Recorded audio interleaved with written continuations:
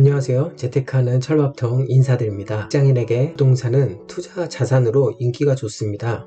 불과 작년 8월, 9월까지만 해도 그랬었죠. 그러나 지금은 공포의 대상이 되었습니다. 특히나 오늘 알아볼 인천 부동산은 투자자, 실거주자 할 것 없이 공포의 존재가 되어버렸습니다.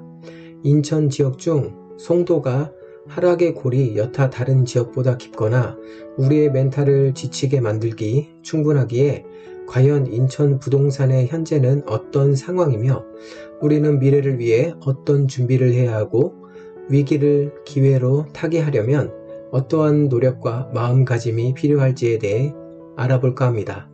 부족하지만 최대한 엑기스만을 말씀드리고자 하였습니다. 영상 끝까지 시청해 주시면 정말 감사하겠습니다.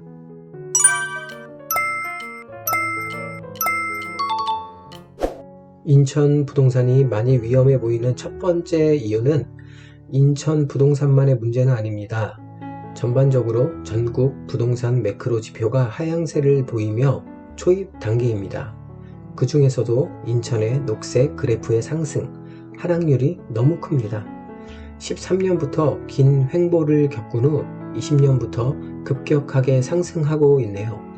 한국부동산원의 매매 가격 지수를 보시면 인천은 13년 71에서 20년 109로 전국과 서울 평균보다 더 올랐습니다. 그래프가 고점에서 갈고리처럼 아래로 조금 꺾인 모습인데요. 경제 상황으로 보나 금리 수준으로 보나 하락의 초입이라 생각되는 이유입니다. 부동산 매수 심리는 어떤가요? 다들 체감하시리라 생각합니다만 정말 좋지 않습니다. 부동산 매매 가격을 움직이는 지표는 여러 개가 있겠지만 심리적 요인이 굉장히 중요하죠. 우리는 남의 말에 휘청휘청하는 인간이기 때문입니다. 뉴스 머리말 기사 몇 개만 뽑아봤습니다. 집값 반토막 계약, 하락세 가팔라져, 깡통 전세주의보, 집값 어디까지 추락하나, 송도 캐슬앤해머로 12억 2천에서 5억 9천, 반값 경매 쏟아져 등 무시무시한 기사들이 몇 달째 이어지고 있습니다. 이미 너무나도 많이 심리가 위축되어 있기에 당분간, 아니 더 길게는 몇 년 정도는 하락장을 면치 못할 것 같습니다. 마지막 이유로는 고금리 기조입니다. 영상은 미국 연방기금 금리 현황입니다. 현재 미국은 금리 4%입니다. 컨센서스는 4.5%에서 5%까지도 가능해 보입니다. 우리나라 금리도 중요하겠지만 미국 금리 상승 여부에 따라 우리나라 금리의 동조가 심해질 것입니다. 임대차 3법을 한번 돌린 전세 매물들이 내년에 쏟아질 수 있습니다. 과연 시드머니 없이 남의 돈으로 갭 투자를 한 투자자들은 전세가 하락이 매우 심하기에 재계약이 어려울 겁니다. 깡통 전세 또한 이러한 기조에서 심해지기 마련이고요. 하락장이 길어질 이유에 대해 간단하게 제 의견을 설명드렸고요. 이제는 인천 중에서 송도가 더 위험해 보이는 이유를 간단하게 설명해 보겠습니다. 입주 물량 현황입니다. 연수구에 23년부터 25년까지 입주 물량이 수요량에 비해 적게는 3배에서 많게는 6배까지 많습니다. 입주 물량 폭탄이라고 들어보셨을 텐데요. 투자자들은 절대로 입주 물량 폭탄이 예상되어 있는 지역은 쳐다도 보지 않습니다. 저 정도 물량을 소화시키기에는 미분양으로 시작하여 안정되기까지 상당한 시간이 소요될 겁니다. 송도는 입주 물량도 문제지만 부동산 증인이라는 사이트에서는 시장 강도라는 지표를 볼 수 있는데요. 꽤나 흥미로우실 겁니다. 21년 2월에는 분명 연수구에서 송도라는 지역이 매매 전세가 강도가 가장 좋았지만 불과 1년 반 만에 시장 강도가 최하로 떨어진 게 보이실 겁니다. 송도 지역의 모든 지표가 불안해 보이는 이유입니다. 또 하나의 문제가 보입니다. 바로 전세가 폭락입니다.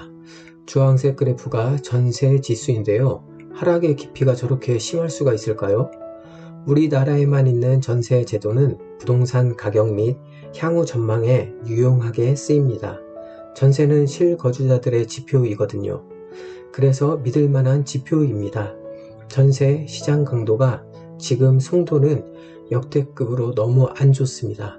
전세가가 많이 떨어지고 있다는 뜻이지요. 위에서도 말씀드렸듯이 전세가 하락은 깡통 전세 및 매매가 하락이라는 부정적인 영향을 주게 될 겁니다. 이번에는 현재 인천 부동산 시장 상황을 부동산 지인을 참고하여 여러 지표를 확인해 보겠습니다. 인천 평균 시장 강도 그래프를 보시면 인천 부동산 시장이 험난하다는 것을 아실 겁니다. 연수구, 중구, 서구 등 전반적으로 하향세가 지속되고 있네요. 제가 중요하게 보는 거래량입니다. 파란색은 매매 거래량이고 초록색은 전월세 매매 거래량을 수치화한 그래프입니다. 전월세 시장의 거래량이 급격히 하락하는 모습입니다. 인천 부동산 수요 입주량 현황입니다. 25년까지 입주량 폭탄입니다. 영상을 보시는 분들 중에 17년, 18년에도 입주량이 많았었는데 왜 가격은 하락하지 않았을까라고 생각하시는 분들이 계실 것 같습니다. 16년 단기 꼭지를 찍고 17년, 18년 상승세가 둔화되었지만 19년에 다시 오름세를 보였었죠. 이 시기에 서울의 부동산 현황은 좋았는데요. 서울이라는 대장이 이끌고 가던 시장이었습니다. 여러 이유가 있을 거지만 저는 이렇게 생각합니다. 인천이 잠잠했던 이유는 오르는 부분도 별로 없거니와 분위기 좋았던 서울시장 영향과 인천으로의 투자자 유입이 많지 않았기 때문이라고 생각합니다. 오른 게 있어야 떨어지는 게 세상 이치 아니겠습니까? 다음은 미분양 현황입니다. 14년 보시면 아시겠지만 인천도 미분양 엄청 났었습니다. 그래도 이때 줍줍하신 제 주위분들 거의 다 돈 버셨습니다. 투자자들은 저 시기를 노려야 하고 나머지는 시간이 해결해 줄 테니 믿고 기다리시면 큰 돈을 버실 수 있을 겁니다. 현재 미분양 수치와 악성 미분양 수치를 보면 아직도 앞이 깜깜하네요. 오늘 가져온 자료 중에 그나마 긍정적인 자료입니다.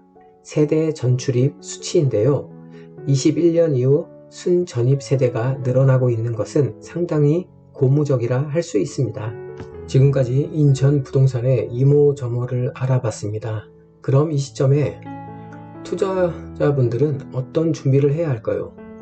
부동산의 바닥을 다지는 지표 중에 쉽게 확인할 수 있는 것이 바로 거래량 지표와 미분양 지표입니다.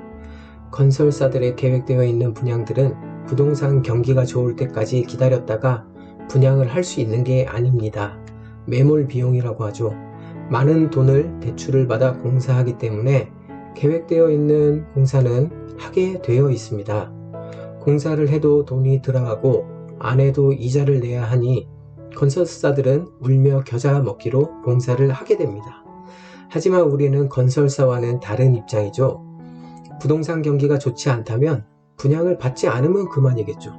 그럼 당연히 미분양이 쌓일 테고요. 악성 미분양이 증가할 겁니다. 그렇기에 미분양이 충분히 쌓이고 건설사에서 많은 혜택을 줄 때 서서히 미분양이 감소합니다. 우리는 이때를 주목해야 합니다.